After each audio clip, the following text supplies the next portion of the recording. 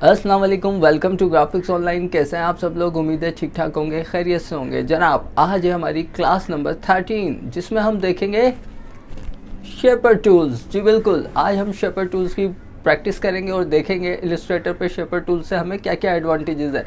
और चलते हैं अपनी कंप्यूटर स्क्रीन की तरफ, देख लेते हैं शेपर टूल। लेकिन उससे पहले अगर अभी तक आपने मेरे इस चैनल को सब्सक्राइब नहीं किया तो कर लीजिए, साथ ही नोटिफाई के बेल आइकन को ज़रूर प्रेस कर दीजिएगा ताकि मेरी लेटेस्ट अपलोड वीडियो आप तक सबसे पहले पहुंच सके। और साथ ही मेरे इस चैनल को, इस वीडियो को उन लोगों तक ज़रूर शेयर कीजिए जो लोग डिटेल में ग्राफिक्स सीखना चाहते हैं, उर्दू एंड हिंदी के अंदर। तो चलते हैं अपनी कंप्यूटर स्क्रीन की तरफ। आइए स्टार्ट करते हैं शेपर टूल।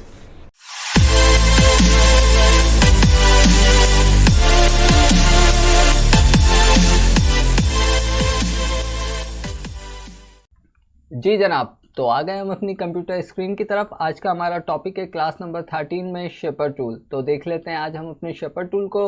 रेक्टेंगल टूल के बिल्कुल नीचे आ रहा होता है शेपर टूल, जिसकी शॉर्टकट की है Shift+N। Shift+N आप एक साथ प्रेस करोगे तो आपका शेपर टूल सेलेक्ट हो जाएगा।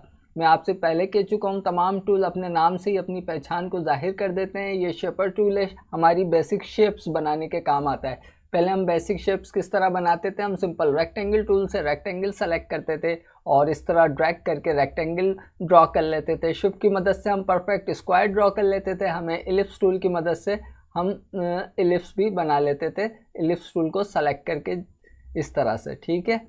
और हमें परफेक्ट सर्किल चाहिए होता था तो हम क्या करते थे? शिफ्ट के साथ ड्रैग करते थे तो परफेक्ट सर्किल हमारा ड्रॉ हो जाता था। इसी तरह बिल्कुल हमारे पास पॉलीगॉन अगर हमें ड्रॉ करना होता था तो हम सिंपल क्लिक करते थे और इसकी यहाँ 6 साइड्स दिखा रहा होता था, हम ओके कर देते थे, ठीक है। हमें ट्राइंगल चाहिए होता था, हम पॉलीगॉन पे रहते हुए यहाँ इसकी साइड्स को 3 कर देते थे, ओके करते थे। तो हमारा इस तरह से जो है तमाम बेसिक शेप हम ड्रॉ करते थे। लेकिन आपने देखा इन तमाम ही बेसिक शेप्स को मुझे ड्रॉ करने के लिए यहाँ पे अपने टूल बाय टूल मूव होना पड़ा है। लेकिन इलस्ट्रेटर हमें शेपर टूल के ज़रिए फैसिलिटी प्रोवाइड करता है कि इन तमाम बेसिक शेप्स को आप सिंपल अपने इस शेपर टूल की मदद से भी बना सकते हो without moving another tool. समझ रहे हैं बात? कि आप शेपर टूल की मदद से अपनी तमाम बेसिक शेप्स को इजीली एक ही टूल से बना सकते हो। किस तरह से, आइए प्रैक्टिस करते हैं। मैंने शेपर टूल यहाँ से सेलेक्ट कर लिया है और अब उसके बाद मैं यहाँ अगर इस रेक्टेंगल को ड्रॉ करना चाह रहा हूँ तो मैं क्या करूँगा? माउस के लेफ्ट बटन को क्लिक करूँगा और सिंपल ड्रैग करूँगा जो मुझे बनाना है। तो मैंने इस तरह एक रेक्टेंगल ड्रैग किया तो देखिए इसने मुझे एक सिंपल शेपर टूल ने रेक्टेंगल ड्रॉ करके दे दिया। मुझे यहाँ एक परफेक्ट इस तरह से स्क्वायर चाहिए, मैं बिल्कुल बना सकता हूँ, डिपेंड करता है कि मैं अपने माउस को किस तरह से ड्रैग कर रहा हूँ। तो ये देखिए मेरा एक परफेक्ट स्क्वायर बन गया। आप चाहते हो इस तरह से एलिप्स बन जाए, आप बिल्कुल बना सकते हो। आपने इस तरह यूँ ड्रैग किया अपने माउस को और इस तरह से, तो आपका एक ये एलिप्स बन गया। आप चाहते हो कि इस तरह से परफेक्ट सर्किल बन जाए, सिंपल लेफ्ट क्लिक कीजिए और इस तरह से उसे गोल घुमा दीजिए तो परफेक्ट सर्किल। आप चाहते हैं कि इस तरह से ट्रायंगल बना लें तो आप वो भी बना सकते हो, कोई इशू नहीं है। इंटेलिजेंसी तौर पे आपका इलस्ट्रेटर समझ जाएगा कि आप कौन सी शेप ड्रॉ करना चाह रहे हो। आप इसकी जो रोटेशन चेंज करके भी बना सकते हो, आप इस तरह से भी बना सकते हो। आप चाहते हो इस तरह पॉलीगॉन बन जाए, आप बिल्कुल शेपर टूल की मदद से बना सकते हो पॉलीगॉन को भी, इस तरह इस तरह इस तरह और इस तरह। वो इंटेलिजेंसी तौर पे समझ जाता है कि आप क्या बनाना चाह रहे हो। मैं यहाँ ट्राई कर लेता हूँ।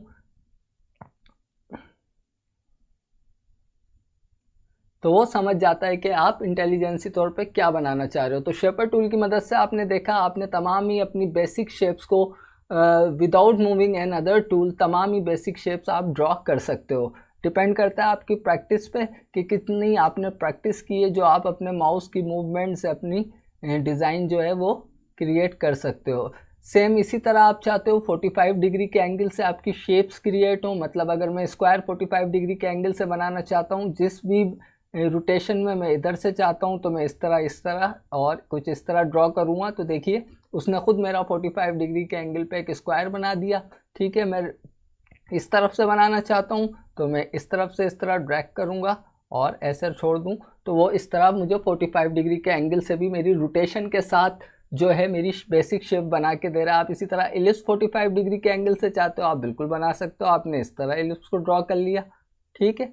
तो इस तरह 45 डिग्री के एंगल से भी आप अपनी शेप्स बना सकते हो। तो देखा आपने शेपर टूल से आपको कितना एडवांटेज है कि आप एक ही टूल की मदद से without moving another tool अपनी तमाम बेसिक शेप्स को नॉर्मल शेप्स और 45 डिग्री के एंगल से भी क्रिएट कर सकते हो। यही नहीं, साथ ही आप इसकी मदद से क्या कर सकते हो, आपने ये जो शेप्स बनाई हैं आप इन्हें सेलेक्ट कर सकते हो, बिल्कुल उसी तरह जिस तरह आप सिलेक्शन टूल से करते थे। ठीक है, और मज़ीद आप क्या कर सकते हैं, आप अपनी शेप को साइज़ एंड रिसाइज भी कर सकते हैं। पहले इस काम के लिए हमें क्या करना पड़ता था, सिलेक्शन टूल की मदद लेनी पड़ती थी या डायरेक्ट सिलेक्शन टूल की मदद। लेकिन शेपर टूल हमें ये फैसिलिटी भी प्रोवाइड करता है कि आप अपनी शेप को सेलेक्ट करने के बाद उसे मूव कर सकते हो, उसकी जगह चेंज कर सकते हो। ठीक है, और बशर्ते ये कि पहले आप उस शेप को सेलेक्ट करोगे। अगर आप सेलेक्ट बिना किए ऐसे जाओगे तो वो एक सिंपल लाइन ड्रॉ कर देगा। ठीक है, तो हमारा जो शेपर टूल है ज़ाहिर है बेसिक शेप के साथ एक लाइन भी ड्रॉ कर सकता है जिस भी एंगल में आपको चाहिए। ठीक है, तो हम अपने शेपर टूल से लाइन भी ड्रॉ कर सकते हैं। तो सिंपल आप इस स्क्वायर को सेलेक्ट करोगे और इसे इसकी जगह से मूव भी कर सकते हो। इसी तरह आपने इस पॉलीगॉन को सेलेक्ट किया, आप इसे मूव कर सकते हो। आपने इस सर्किल को सेलेक्ट किया, आप अपने शेपर टूल की मदद से इसको मूव कर सकते हो। साथ ही मैंने आपसे कहा आप शेपर टूल की मदद से अपने शेप्स को साइज एंड रिसाइज भी कर सकते हो। मतलब मैं इसे बड़ा करना चाहूँ कर सकता हूँ। ठीक है, मैं इसे वापस छोटा करना चाहूँ तो मैंने देखिए आप यहाँ पे सिर्फ शेपर टूल सेलेक्ट है, मैंने ना सिलेक्शन टूल लिया हुआ है ना डायरेक्ट सिलेक्शन टूल लिया हुआ है। ठीक है, कोई भी सिलेक्शन टूल मेरे पास नहीं है, सिंपल मेरे पास शेपर टूल है। तो अब मैं इसे वापस छोटा करना चाहता हूँ, मैं सिंपल इसको यहाँ आऊँगा और इस तरह से छोटा कर दूँगा। ठीक है, तो आपने देखा शेपर टूल की मदद से आपने कितने काम किए। आपने बेसिक शेप्स को क्रिएट किया, आपने बेसिक शेप्स की मूवमेंट को चेंज किया, आपने बेसिक शेप्स को साइज एंड रिसाइज किया, और आपने बेसिक शेप 45 डिग्री के एंगल से भी बनाई और साथ में सिंपल लाइन भी ड्रॉ करी जिस एंगल में आपको चाहिए।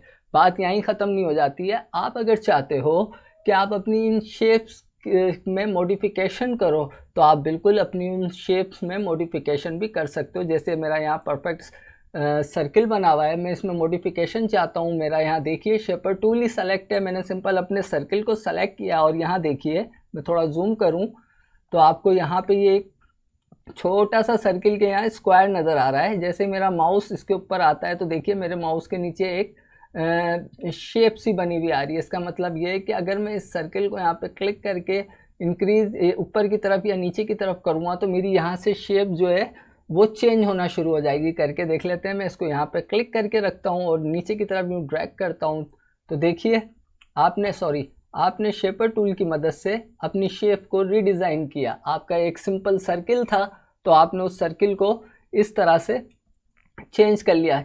अभी तक हमारा कौन सा टूल चल रहा है इन तमाम ही प्रॉपर्टीज़ के अंदर हमें काम करने के लिए, हमारा शेपर टूल। अब आपने अपनी शेप को रिक्रिएट कर लिया है। अब आप एक और काम कर सकते हो, आप अपनी शेप को जब सेलेक्ट रीसेलेक्ट रिक्रिएट कर सकते हो तो उसे कलर भी दे सकते हो। चाहो वो फिल कलर हो, यहाँ से आप इसको फिल कलर दे दीजिए, और चाहे वो उसके स्ट्रोक के कलर हों।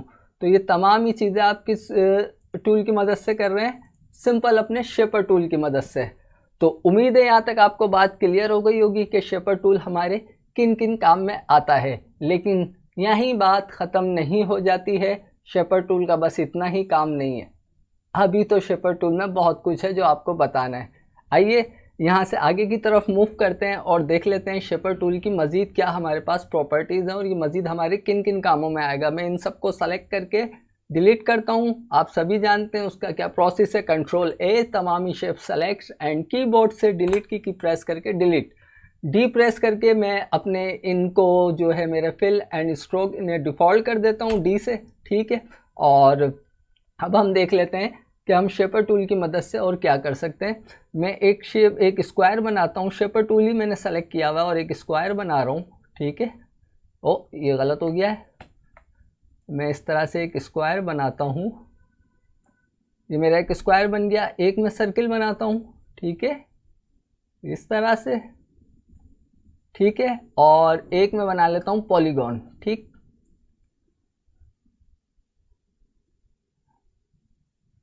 ये मेरा एक पॉलीगॉन। तो ये मैंने 3 शेप बनाई है। अब मैं क्या करता हूँ, इन्हें सेलेक्ट करता हूँ,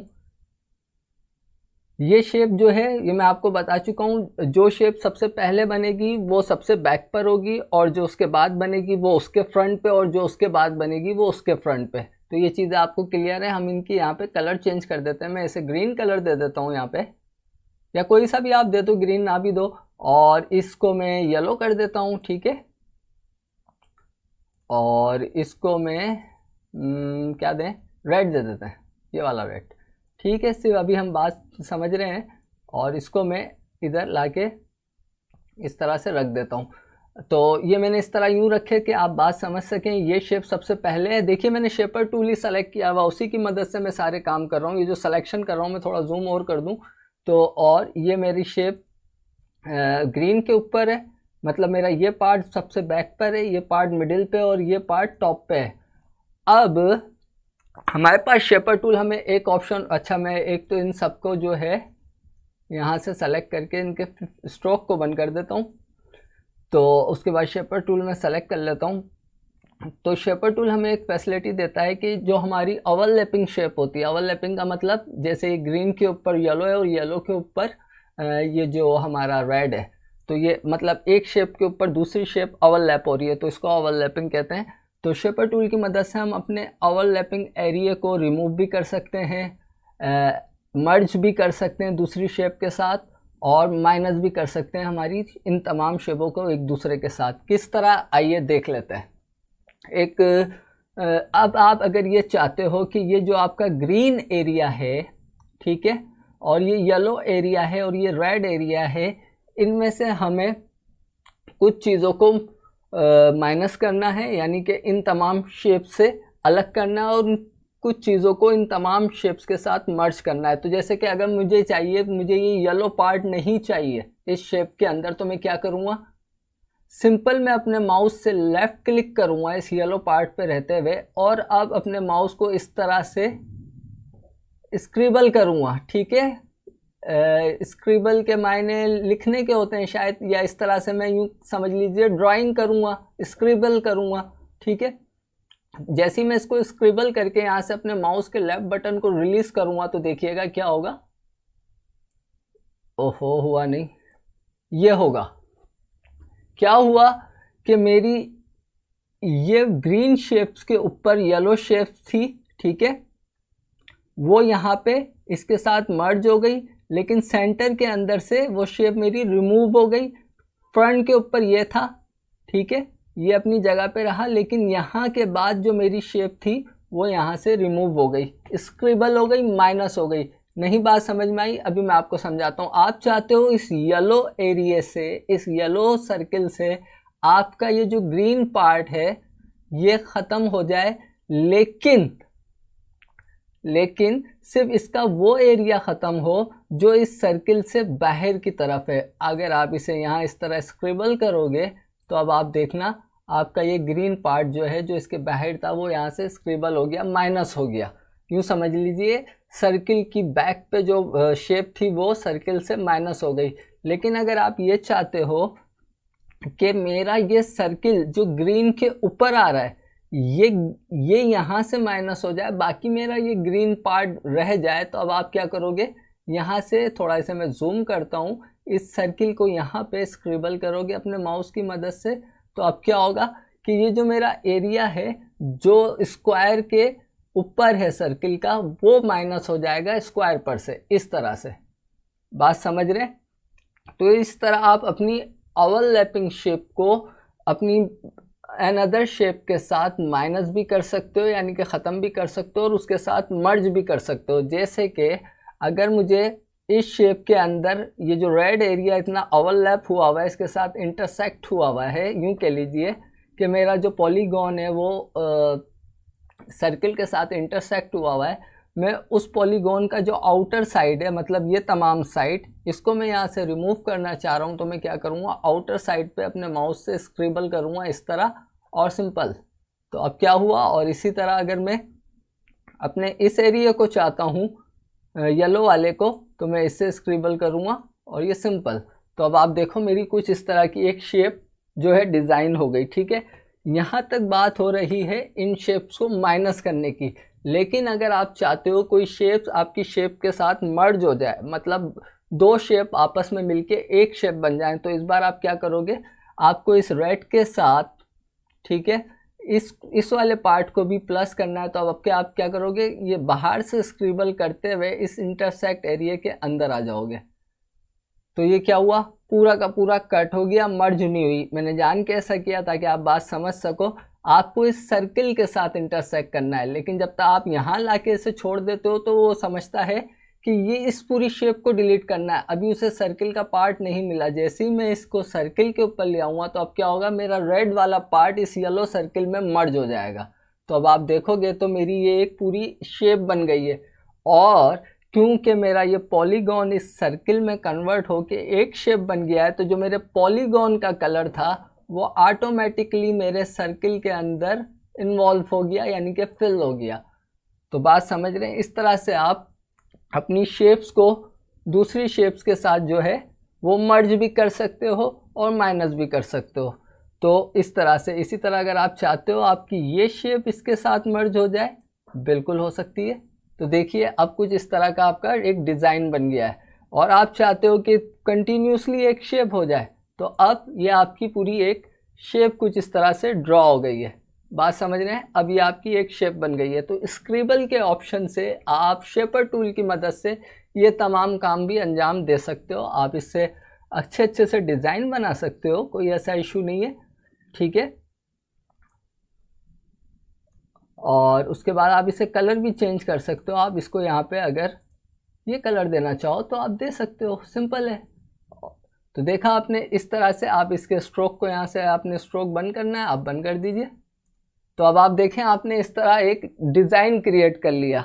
बात यहीं ख़त्म नहीं हो जाती है, यहाँ बात हो गई है शेप को किस तरह से आपस में मर्ज किया जाता है और ओवरलैपिंग शेप को आपस से रिमूव किया जाता है। लेकिन अगर कि आप चाहते हो कि आप में इसको कुछ अमिटमेंट करनी है, रिक्रिएशन करनी है, तो अब आप क्या करेंगे, वो भी शेपर टूल की मदद से करेंगे।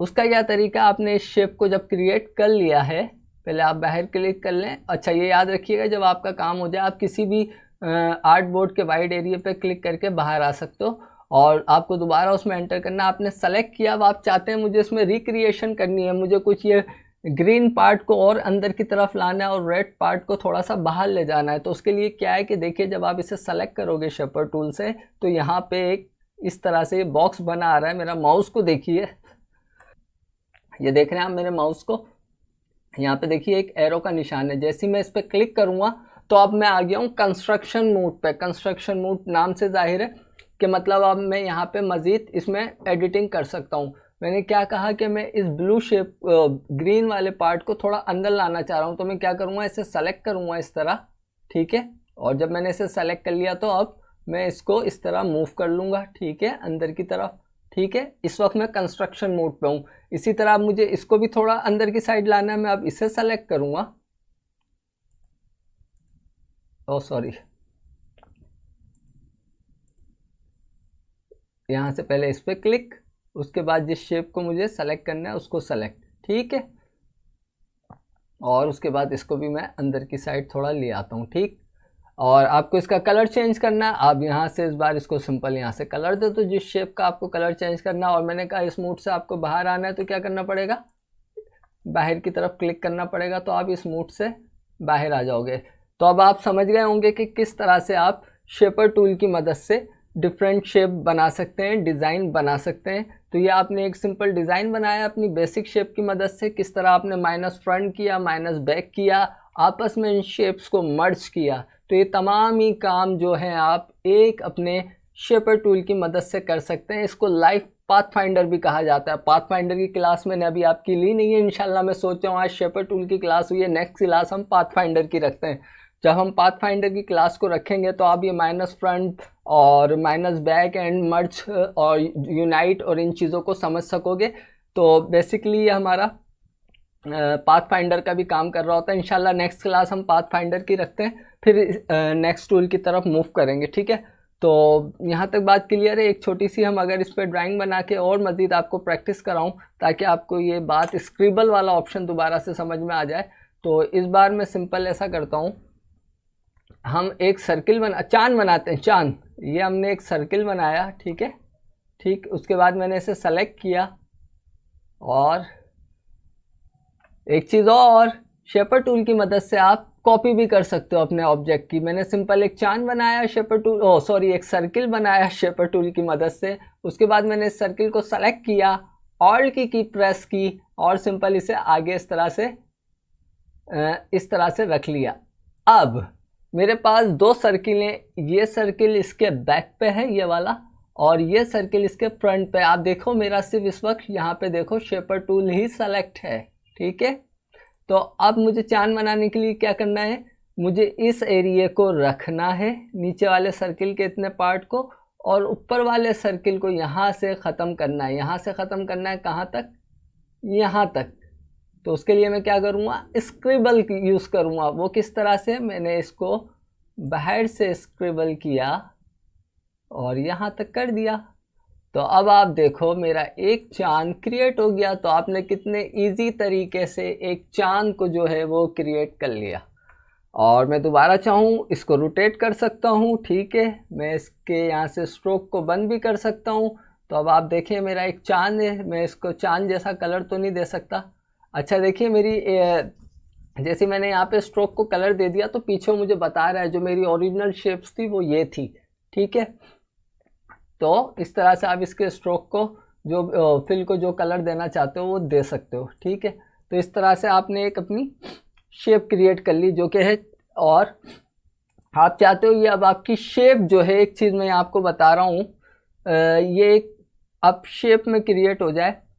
मज़ीद अब आपको इसके कंस्ट्रक्शन मोड में जाके एडिटिंग नहीं करनी, तो ऑब्जेक्ट के अंदर आइए और यहाँ पे एक ये ऑप्शन आ रहा होता है एक्सपेंड। आप इसको यहाँ से एक्सपेंड कर दीजिए, और बस ये अभी फ़िलहाल इन चीज़ों को बाद में समझेंगे, और यहाँ से ओके, ठीक है। अब अगर आप इसको फिल एंड स्ट्रोक में जाओगे और कोई कलर दोगे तो अब आप कंस्ट्रक्शन मोड में नहीं होगे, अभी आपकी एक फाइनली शेप जो है वो डिज़ाइन हो चुकी है, ठीक है। तो इस तरह से आप अपने शेपर टूल की मदद से कोई भी शेप ड्रॉ कर सकते हो, ठीक है। हम मज़ीद एक प्रैक्टिस के लिए हम एक शेप और बनाते हैं किस तरह से, आइए देख लेते हैं। मैं इसको यहाँ से डिलीट करता हूँ और शेपर टूल लेता हूँ। मैं इस तरह से इसको क्रिएट करता हूँ, फिर इसको, और फिर इसको, और फिर इसको, ठीक है। एक मैंने ये शेप डायमंड यानी कि डायमंड लुक किया। उसके बाद मैं सिंपल चाहता हूँ मेरे पास एक लाइन आ जाए, मैं एक सिंपल लाइन इस तरह से क्रिएट कर लेता हूँ, ठीक है। अब मैं चाह रहा हूँ मेरे पास ये जो नीचे का एरिया है ना ये ना आए, और मेरा जो ट्रायंगल है वो यहाँ से, मैं सिर्फ आपको स्क्रिबल ऑप्शन समझाना चाह रहा हूँ, वो यहाँ से ड्रॉ हो। तो मैं क्या करूँगा, मैंने कहा ये लाइन मुझे नहीं चाहिए, और ये पार्ट नहीं चाहिए, और यहाँ से ये लाइन नहीं चाहिए। तो देखा आपने किस तरह से आपने एक ट्रायंगल नीचे से उसको माइनस करके ऊपर का जो एरिया था उस लाइन के साथ आपने एक नया ट्रायंगल क्रिएट कर लिया। तो ये आपके स्क्रिबल ऑप्शन है जिन्हें आप जिस जिस तरह से यूज़ करोगे तो आपको बहुत काम आएंगे, ठीक है जी जनाब। तो कैसी लगी आपको आज की क्लास, उम्मीद है समझ आई होगी, पसंद आई होगी। कोई प्रॉब्लम है, कोई इशू है, मुझे कमेंट ज़रूर कर दीजिएगा, मैं आपको उसका बेहतर से बेहतर रिप्लाई दूंगा। तो मिलते हैं इंशाल्लाह अपनी नेक्स्ट क्लास में, तब तक के लिए मुझे और ग्राफिक्स ऑनलाइन को इजाज़त दीजिए। टू मच टेक केयर, अपना बहुत ख्याल रखिएगा, अल्लाह हाफ़िज़।